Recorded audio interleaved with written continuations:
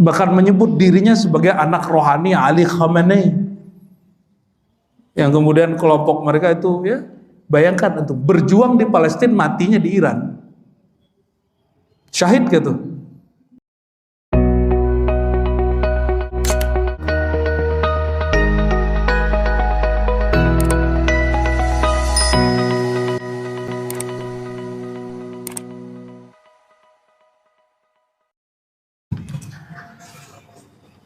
Di teks atau matan yang sudah dibaca sebelumnya, Alhamdulillahi Rabbil Alamin, lalu pada bulan lalu kita membacakan, mengurai penjelasan Imam Sanusi tentang makna Alhamdulillah, makna Rabb, makna Al-Alamin,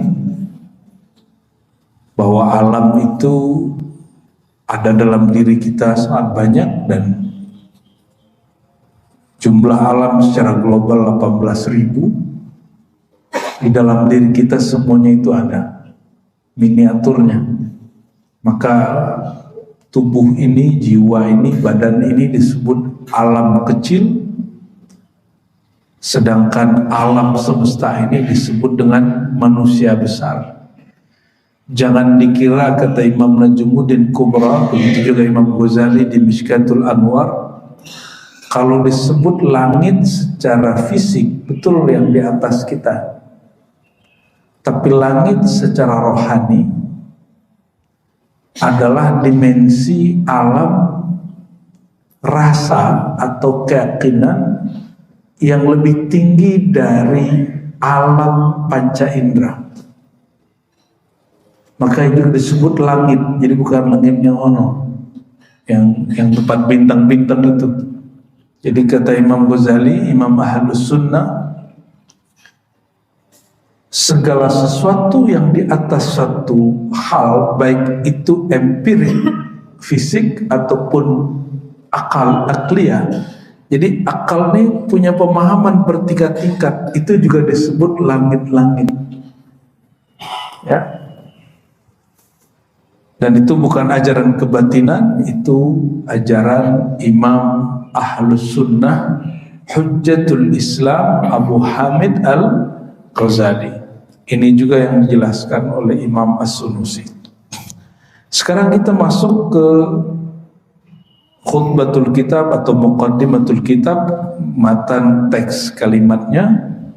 Qala bisanadin mutasilaihi wassalatu wassalamu ala sayyidina wa maulana Muhammadin.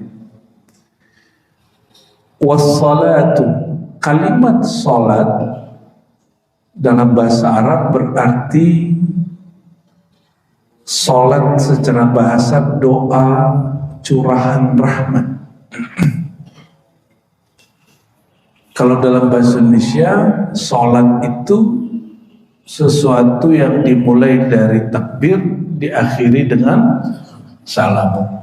Ternyata bahasa Indonesia terlalu sempit. As-salatu dalam bahasa Arab, salat itu artinya doa rahmat, yang bisa berarti gerakan salat yang dimulai dari bismillah, takbir diakhiri dengan salam, ataupun yang kedua mengirimkan salam cinta rahmat kepada baginda sallallahu alaihi wasallam, itu juga disebut salat. Oleh karenanya ketika ada satu hadis, di dalam hadis Imam Nasai, hubbiba ilayya min dunyakum an-nisa wat-tib wa ju'ilat qurratu aini fi shalah. Allah buat aku, kata Nabi, mencintai dua bagian dari dunia kalian. Bukan keinginan Nabi, tapi Allah yang beri keinginan itu. Pertama, an-nisa, menikah lebih dari satu istri, itu an-nisa. Yang kedua, at-tib, harum-haruman, wewangian. Tetapi kata beliau, bukan itulah penyedap mataku. wa ju'ilat qurratu aini fi shalah, pelipur lara penyedap mataku as-shalah. Kalimatnya fi shalah maknanya dua, di dalam sholat, yang kedua di dalam sholawat. Maka jika ingin membahagiakan Nabi, menyenangkan Nabi, Nabi itu sudah senang, tapi biar senang ke kita, bacalah sholawat kepada beliau. Itu maknanya, ya. Kalau Nabi dengan istrinya ribut juga, Pak, konflik juga, maka pelipur lara Nabi bukan beliau banyak istri, tapi as-shalah. Maka Sayyidina Ubay bin Ka'ab bertanya, ya wahai baginda, porsi sholawatku kepada engkau kira-kira berapa persen? 1/3, setengah, atau 2/3? Kata Nabi, 1/3 udah banyak, tapi kalau lebih baik. Setengah juga banyak, tapi kalau lebih baik. 2/3 juga bagus, tapi sempurnakan menjadi utuh. Maka Sayyidina Ubay mengatakan, idzan aj'al salati kullaha laka ya Rasulullah. Kalau begitu aku jadikan semua salawatku hanya untuk engkau.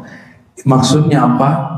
Kalau salawat jangan sisipkan hajat duniawi, bahkan ukhrawi jangan masuk. Ketemu mobil bagus, sholawatin. Nah, itu namanya menyisipkan dunia dalam sholawat. Walaupun oleh orang ahlu dunia dibolehkan, ahli wirid katanya, kata kiai boleh. Secara ilmu hakikat itu su'ul adab. Secara ilmu akidah itu akidahnya belum pas-pas aman itu, ya. Jadi kalau mau sholawat aja. Lebih besar sholawat atau mobil yang kita mau itu? Sholawat. Justru kalau antum udah sholawat, mobilnya gak dapat juga. Jangan-jangan sholawatnya gak bener itu. Kalau bener sholawatnya, tembus semua itu. Ya, kita udah jumpa, ada di Bogor sini, dia apa aja yang dia mau dia sholawatin. Jadi bangunannya besar, tapi saya dapat teguran di hati, kamu bawa dia naik. Jangan biarkan dia terus-terusan minta dunia dengan sholawat. Maka saya bilang, Pak Haji, yang lebih sempurna kalau sholawat mutlak saja karena cinta kepada Nabi Muhammad sallallahu alaihi wasallam. Wassalatu, kata salat juga satu akar kata dengan silaturrahim, silaturrahim. Silah dalam bahasa kita silat. Silat itu menyambung rasa, menyambung langkah, menyambung jurus. Namun kemudian ada pencak silat, itu menggerak-gerak seninya. Silat sejati terhubungnya kolbu si pesilat dengan muqallibul qulub yang menggerakkan kolbu. Maka belum tergerak, belum terlihat gerakan, dia sudah membaca yang tersirat dari gerakan itu. Bismillah.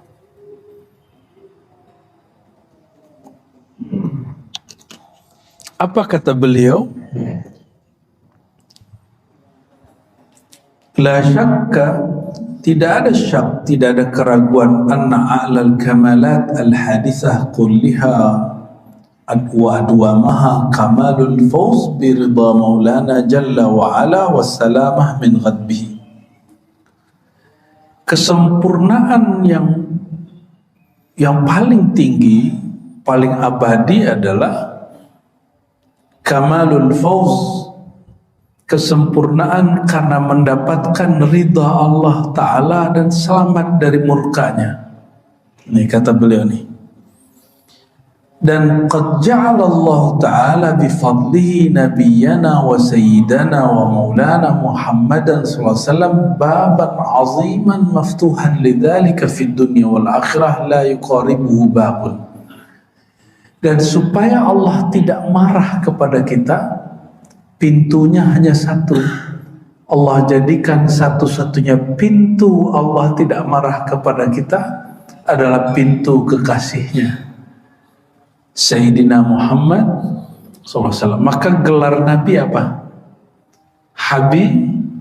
Habibullah. Orang kalau masuk kepada bab ini, dia tidak dimurkai Allah SWT. Bapak ibu ini boleh marah kepada kekasih, tapi marahnya pun marah sayang. Betul nggak?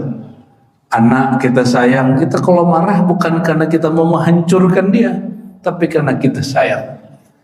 Sama istri marah bukan karena ingin membunuh dia, tapi karena kita ingin memanjangkan hayat dia.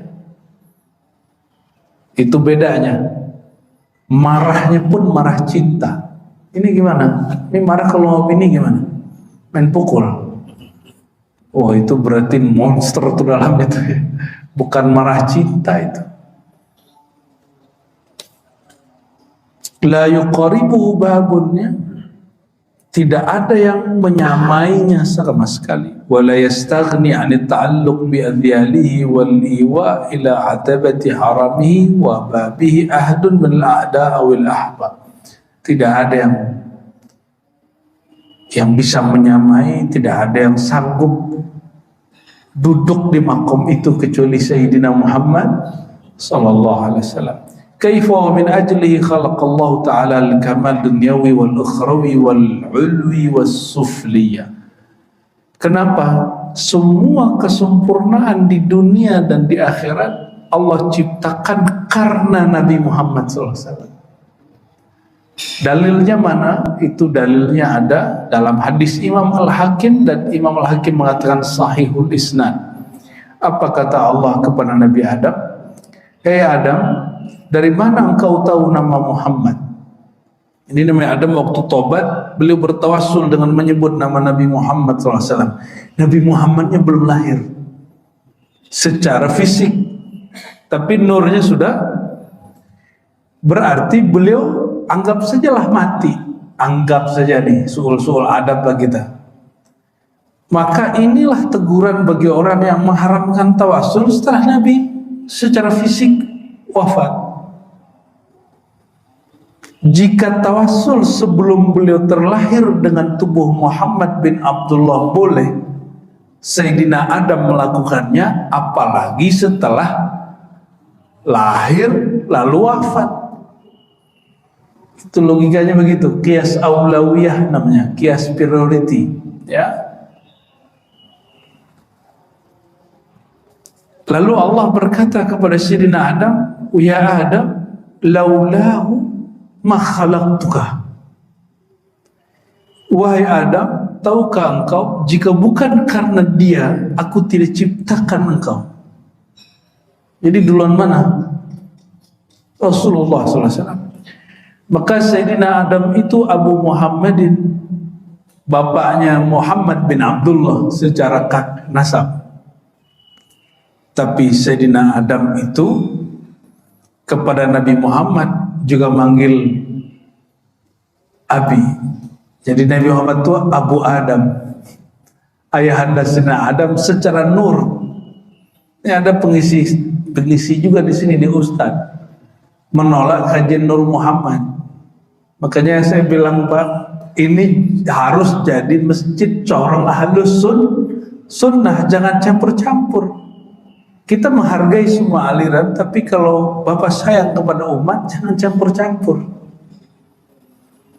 Apa kata dia? Nggak ada tuh nur-nur. Yang dia tahu nur itu cuma lampu. Kita ini tidak ada tercipta di cahaya lampu. Ya salam, nggak mengerti dia. Makanya kalau sebelum komentar, baca dulu kitabnya. Nggak usah baca kitab Ghazali, dia baca Quran aja lah, surat An-Nur ayat 35, bahwa nur di situ bukan nur lampu. Cahaya di situ bukan cahaya fisik. Makanya disebutkan pakai kalimat permisalan, masalun nuri, perumpamaan nurnya Allah. Digunakan perumpamaan, kenapa? Dia bukan cahaya fisik. Perumpamaannya menggunakan fisik. Kadang kita bingung juga ngadepin orang-orang yang nggak ngerti tapi komentar gitu. Gregetan nggak Pak? Maka Imam Syafi'i mengatakan, aku berharap menang, aku pasti menang jika debat sama orang pinter. Aku ya siap menang, kira-kira gitu. Tapi kalau debat sama orang nggak ngerti, aku siap kalah, katanya. Biarlah kalah. Bingung kan kita mau jelasin apa? Oh nggak bisa, pokoknya begitu udah nutup data dia. Jadi kalau kita sebut Nur Muhammad SAW, itu bukan cahaya ini Pak ya, ini cahaya fisik. Nih penjelasan Nur ya. Secara fisik Nur itu apa? Yang memancarkan sesuatu yang terang sehingga mata dapat memandang. Sudah, saya mau nanya, burung hantu kelelawar malam hari bisa lihat gak? Pakai apa dia lihat?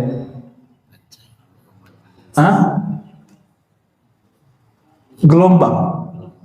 Maka pertanyaannya, cahaya itu partikel apa gelombang? Gelombang. Kalau sekarang apa nih cahaya? Seakan-akan dia partikel, ya kan? Ini kalau dalam ilmu eksak nih. Paham maksudnya? Bahwa secara empirik ini cahaya membantu mata kita. Maka Imam Ghazali kasih pertanyaan, sebenarnya yang memandang objek di depan itu mata ini atau dihantarkan oleh cahaya itu? Kenapa pertanyaan itu muncul? Karena kelelawar dan burung hantu dia bisa melihat walaupun gelap. Berarti mata ini, kata Ghazali, boleh jadi juga memancarkan cahaya dan bisa menangkap gelombang cahaya. Pusing lagi tuh, kata Ghazali. Ini secara fisik. Lebih afdol mana?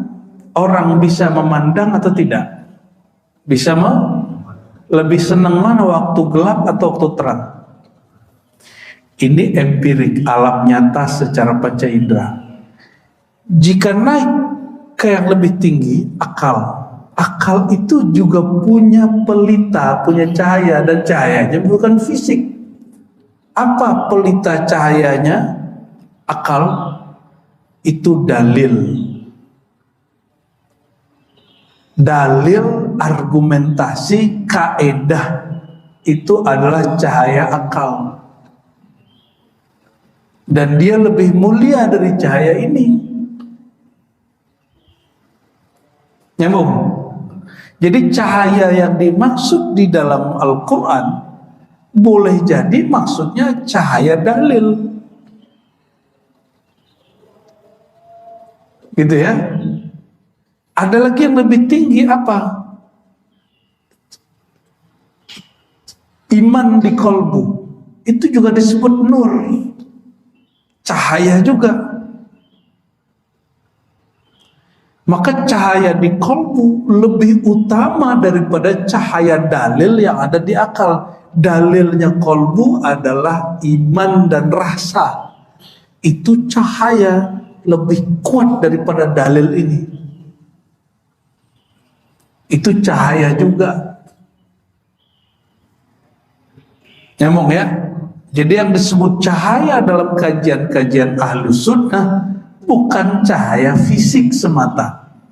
Jadi kalau disebut alam ini tercipta dari cahaya, bukan berarti cahaya fisik. Kalau disebut Allah cahaya alam semesta, bukan cahaya fisik ini semata. Ya. Jadi kalau disebut Nabi Muhammad cahaya, Muhammad nurullah, itu maksudnya apa? Bukan cahaya fisik semata, tapi juga cahaya yang sifatnya dalil, cahaya yang sifatnya nur iman, cahaya yang sifatnya nur rasa, bahkan cahaya yang kita belum mengenal sama sekali. Barangkali begitu ya. Jadi Sayyidina Adam dicipta lebih dahulu atau Nabi Muhammad SAW? Nabi, apa kata Allah? Hai Adam, tiadalah aku cipta engkau kecuali karena Nabi Muhammad Sallallahu Alaihi Wasallam. Hadis Imam Al-Hakim, hadisnya disahihkan oleh beliau, tapi dibenci ini hadis oleh orang-orang yang tidak suka dengan kajian Nur Muhammad. Ya, baik alam dunia ataupun alam akhirat kesempurnaannya dikarenakan ya Allah menciptakan ya karena Nabi Muhammad SAW ya, baik di alam langit, alam tinggi ataupun rendah. Wa bi syafaatihi al-kubra fil akhirah wa ma ba'daha min syafaatihi tanqashi'u anwa'ul qurub. Dengan syafaatnya yang besar di akhirat dan setelah akhirat. Oh, ada syafaat di akhirat, ada syafaat setelah akhirat. Apalagi itu? Ada syafaat kita mau di dunia ini, pas mau meninggal di alam kubur, waktu dibangkitkan, waktu dihisab, waktu ditimbang, waktu disirat, itu ba'daha. Ada syafaat bebas dari neraka, ada syafaat masuk surga, ada syafaat naik tingkat di surga, ada yang lebih tinggi lagi, syafaat diizinkan jumpa dengan beliau, ada syafaat jumpa dengan Allah Subhanahu wa ta'ala. Banyak syafaat itu. Ada juga syafaat diizinkan memberi syafaat. Nah, ini Bapak Ibu ini jangan gear dulu ya. Ini kalau benar imannya mengakar berurat sampai ke dalam kolbu batinnya, itu nanti di akhirat boleh kasih syafaat kepada saudara-saudaranya, teman-temannya. Dan itu sesuai dengan hadis Muslim, pemberi syafaat di akhirat itu para nabi, malaikat, dan orang soleh. 3. Siapa aja? Para nabi, malaikat, orang soleh. Semoga kita termasuk orang soleh. Amin ya rabbal alamin. Tidak orang tua, kawan, saudara dapat syafaat. Lalu disebutkan dalam hadis yang panjang bahwa ada seseorang datang berdoa kepada Allah, ya Allah, aku mencari temanku seperjuangan dulu di dunia, pergerakannya sama, mungkin dulu ke masjidnya sama, pengajiannya sama, dicari-cari di sorga nggak jumpa. Maka Allah katakan, carilah di neraka. Dicari neraka nggak jumpa juga. Kenapa? Di neraka semua muka orang udah diganti. Karena tubuh ini tubuh miniatur Nur Muhammad Sallallahu Alaihi Wasallam. Maka dihancurkan muka ini. Maka diizinkan Allah dia mengakses kolbu. Apa kata Allah? Keluarkan siapa saja yang di kolbunya ada nur iman, walaupun sebiji zarah. Dikasih pandangan batin dia. Maka siapapun nanti yang dia temuin di neraka ada nur iman di kalbunya walaupun sebiji zarah, ditarik. Nanti setelah dimandikan di haud baru kelihatan temannya siapa. Semoga kita salah satu orang yang memberi syafaat itu, amin ya rabbal alamin ya. Gimana caranya? Banyak-banyak bersalawat kepada sumber syafaat. Syafaat itu bahasa Arab artinya pertolongan yang dilipat gandakan. Dari kata syufa', syafa', ya.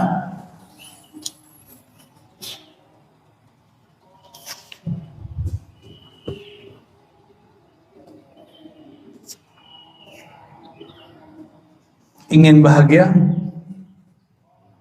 Kenali orang paling bahagia di alam semesta. Siapa yang paling bahagia? Sayyidina Muhammad SAW. Ikuti cara hidup orang paling bahagia. Nabi Muhammad itu miskin atau kaya? Miskin atau kaya? Miskin atau kaya? Oke, yang ketiga kali kaya ya.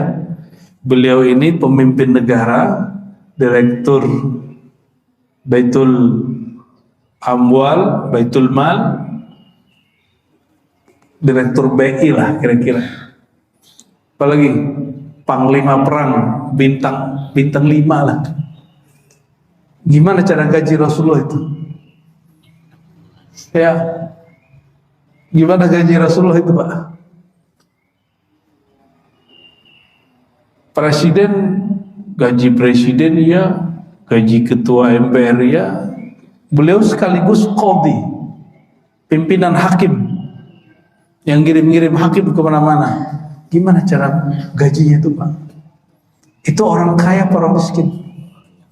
Cuma beliau berperilaku sederhana. Maka beliau mengatakan, Allahumma ahyini miskina.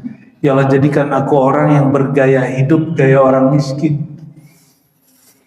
Ya. Jadi yang gaya-gayaan kayak orang kaya itu bukan orang kaya ya. Orang kaya itu cukup dia dan Allah yang tahu. Ya, tapi jangan sok-sokan, sok tawaduk juga. Allah juga suka melihat bapak ini pakai baju bagus. Allah suka kalau bapak ini pakai kendaraan bagus, rumah bagus. Jangan karena ingin disebut orang sederhana oleh orang sekitar lalu menghancurkan cita-cita diri ya. Untuk apalagi mencari perhatian makhluk kalau sudah mengenal Allah Subhanahu wa ta'ala. Bibarakati ba'thihi asy-syarif wa tulu'i tal'atihi al-bahiyyah as-sa'ida 'ala al-ard inkashafat zulumatul kufr wal jahalat allati 'amat wa intasharat. Berkat dibangkitkannya beliau, diutus beliau ke dunia, maka kegelapan kufur, kegelapan kejahilan, jadi kekufuran itu disebut gelap, lawan dari nur. Kejahilan itu disebut gelap, lawan dari nur cahaya. Asbab beliau datang, orang-orang keluar dari kegelapan itu ya. Wa tamakkanat ghayat tamakkun fi jamil afaq wal qulub. Maka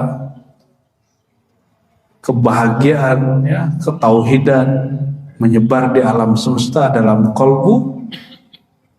Wa tasyaa'at anwarul iman billahi ta'ala wa bi rusulihi wa kutubihi wa malaikatihi.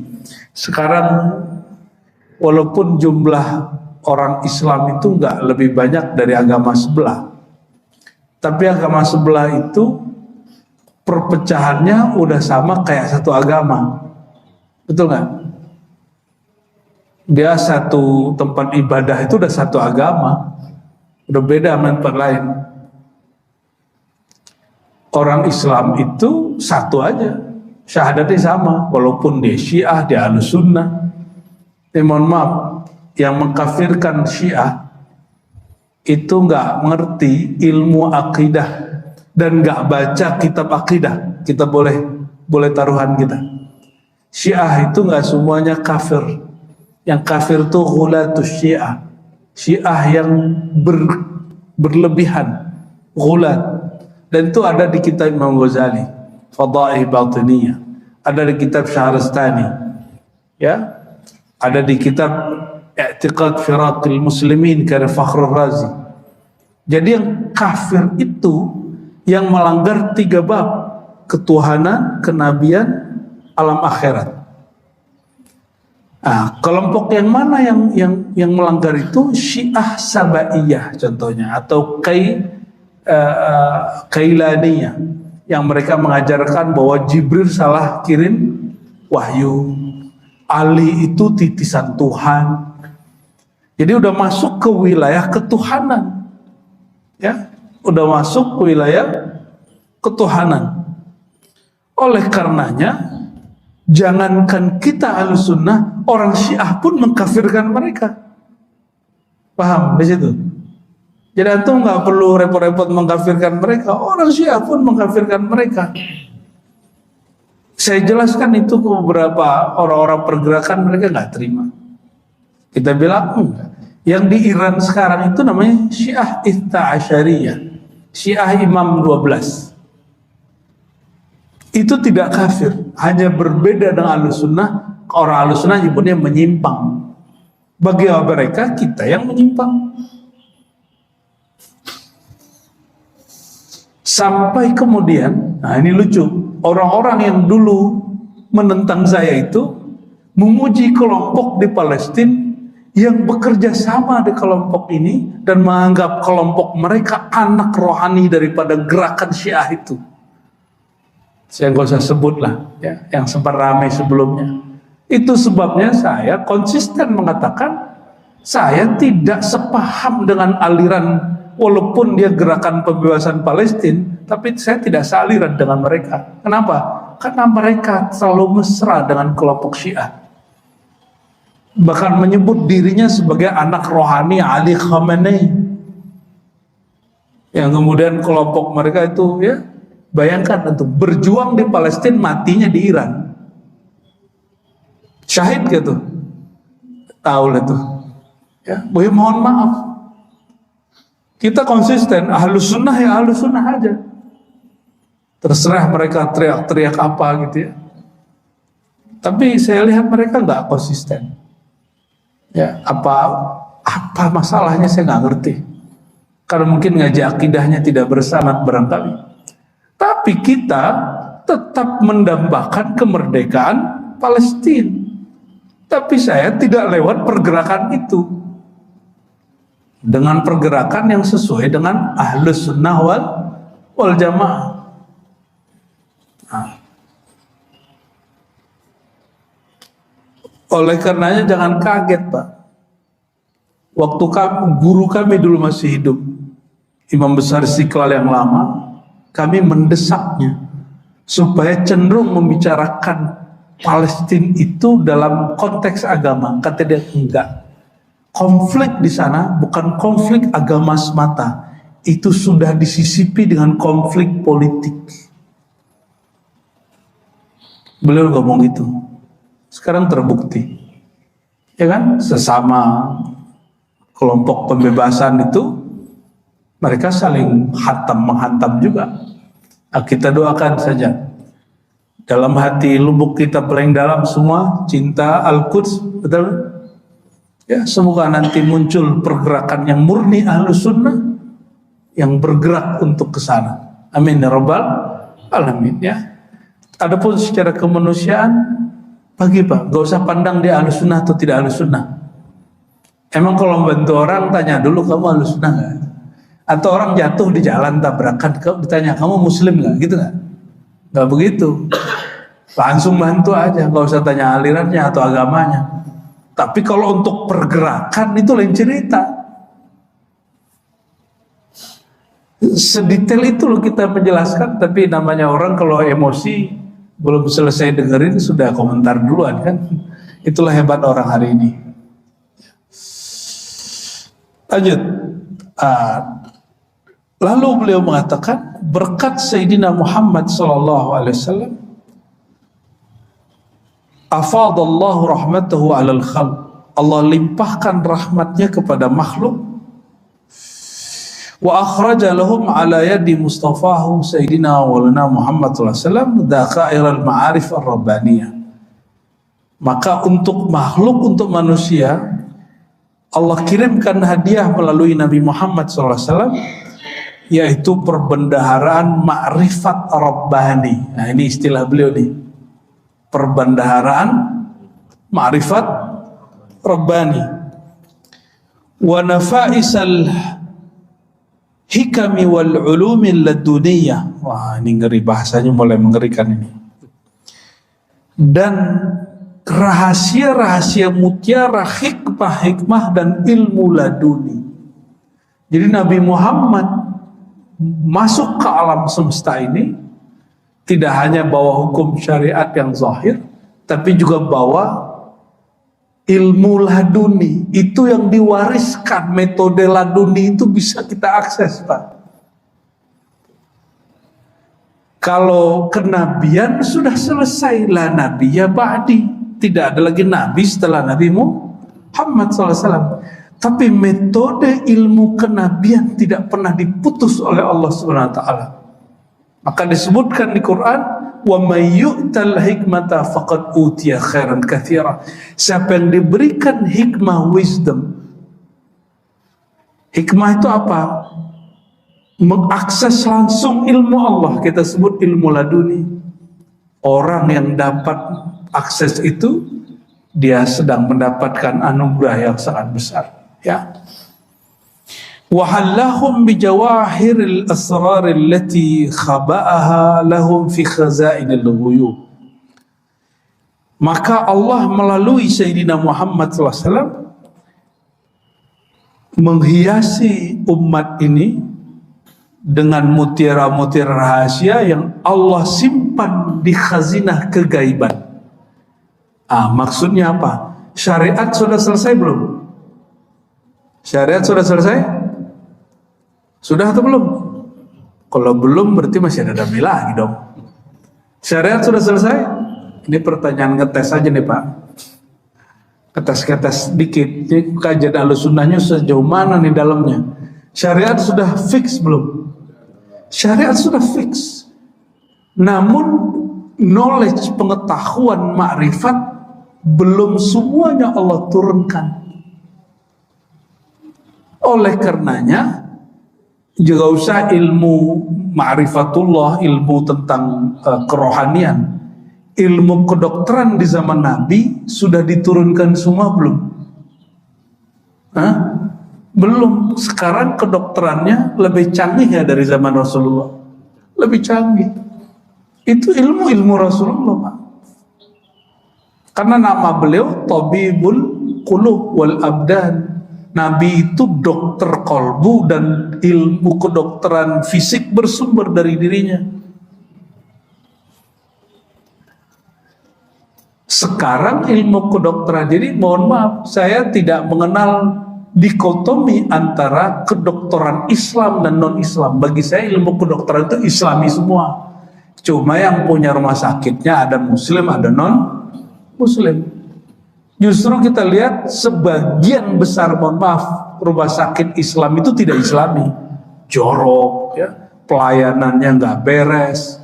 Ini message ya, pesan. Kalau Bapak ada yang berjuang lewat dunia medis, atas nama Islam jangan malu-maluin Islam lah. Ganti namanya kalau tidak sempurna. Ganti namanya kalau nggak perfect.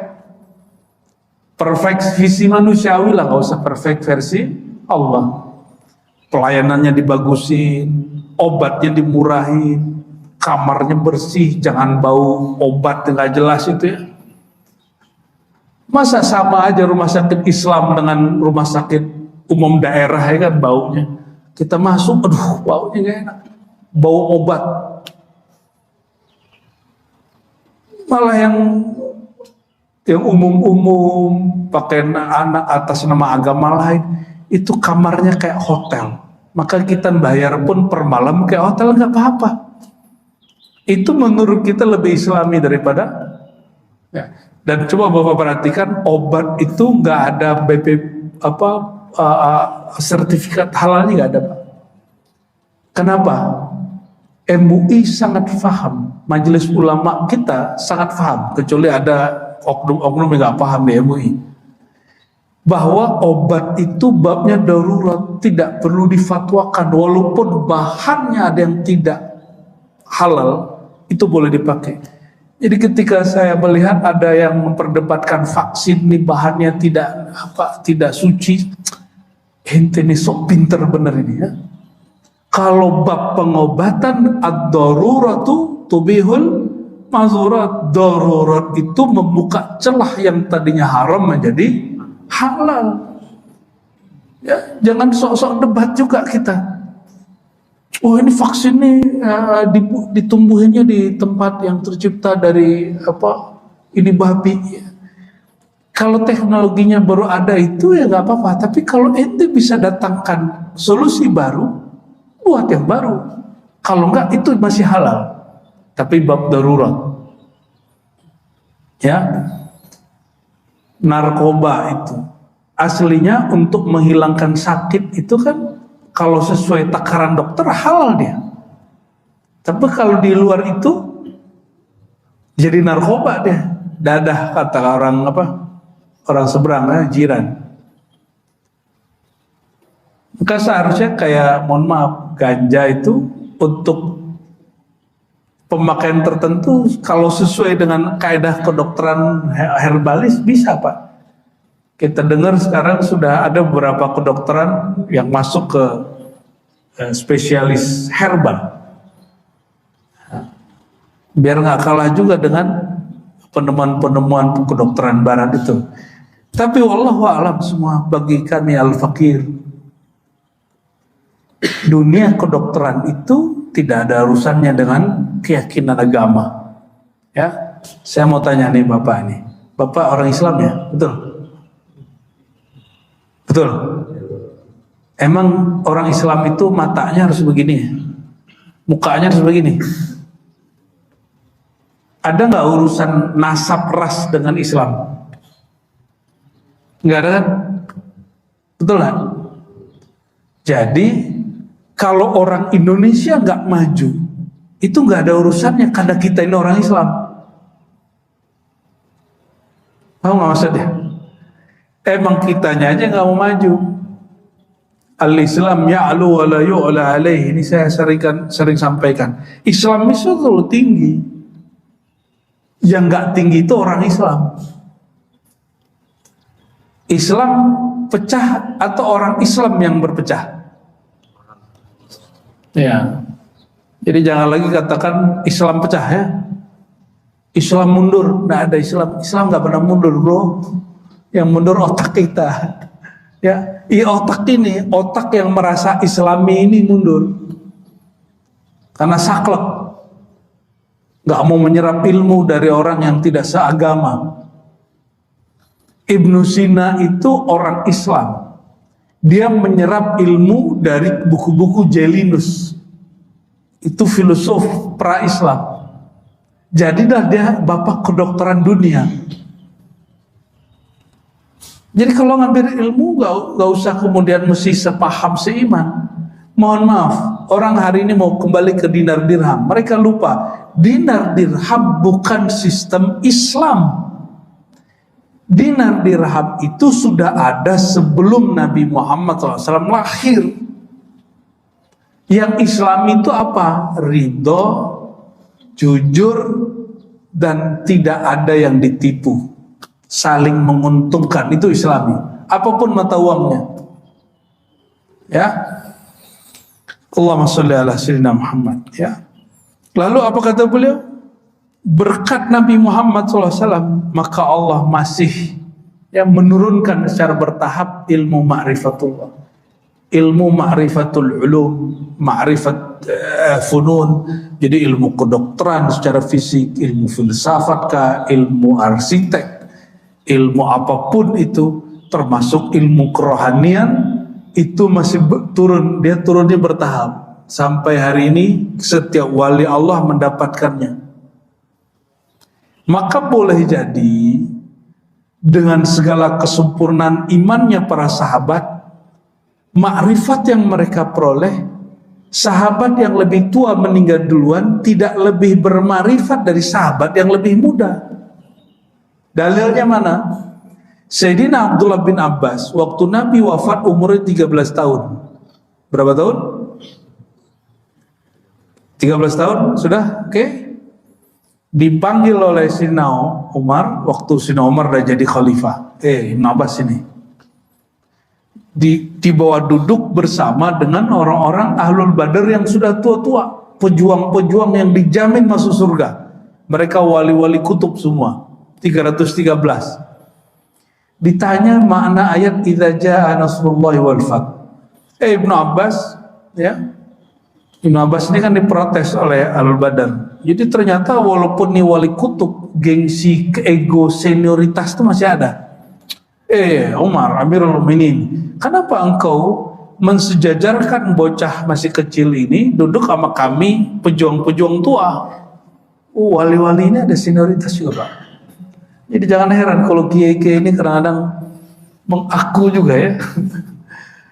Apa kata Umar? Oke, kamu mau tahu siapa dia? Badannya muda, rohaninya tua. Dikasihlah satu pertanyaan, sahabat-sahabatku, ayat ini artinya apa? Idza jaa nasrullahi wal fath. Jika datang Nasrullah dan Al-Fath. Kata mereka apa? Jika datang pertolongan Allah dan kemenangan, ya. Ayat berikutnya apa? Idza jaa nasrullahi wal fath wa ra'aitan nas. Orang-orang yang kamu lihat berbondong-bondong masuk Islam, maka pujilah Allah, minta ampun kepadanya. Itu jawaban mereka. Itu mah namanya tafsir, mengurai yang sudah ada. Kata Sayyidina Umar, kalian saksiin ya, ini bocah kecil ngomongnya apa? Ya Ibn Abbas, apa makna surat An-Nasr? Jawaban beliau, idza jaa nasrullah wal fath huwa mautu Rasulillah sallallahu alaihi wasallam. Itu wafatnya Nabi Muhammad sallallahu alaihi wasallam. Menangis semua itu Pak Ahlul Badar. Ya, itu tanda kewafatan Nabi Muhammad sallallahu alaihi wasallam, bahwa tugasnya sudah sederhana, maka Allah kirimkan An-Nasr, bantuan, dan Al-Fath. Nih perhatikan ya. Orang kan hari ini kayaknya orang Islam nih lagi dizolimi, ini lagi zolimi. Kita merindukan, mengelulukan Imam Mahdi kan gitu ya. Kalau Imam Mahdi keluar, selesai Pak. Perjuangan kita selesai.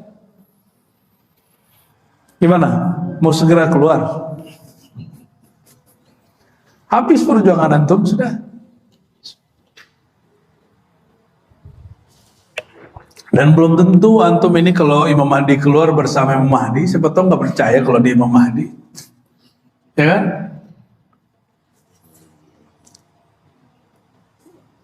Ahlul kitab itu mendambakan ada nabi terakhir muncul. Pas muncul mereka awal kafir. Orang yang pertama kufur mereka, bayangin coba. Jangan dikira orang ahli dalil ini kemudian selamat. Sebagaimana dulu muncul Sayyidina Muhammad SAW sebagai Rasul, ilmuwan ahli kitab, kiai-kiai ahli kitab, pertama kali ingkar kepada Rasulullah, nanti antum saksikan. Muncul Al-Mahdi, kiai-kiai banyak yang ingkar kepada sang Al-Mahdi. Lihat aja nanti. Dan itu sudah pernah disinggung oleh Ibnu Arabi dalam kitab Unaqa Maghrib atau Maghrib ya. Dia sudah jelaskan itu.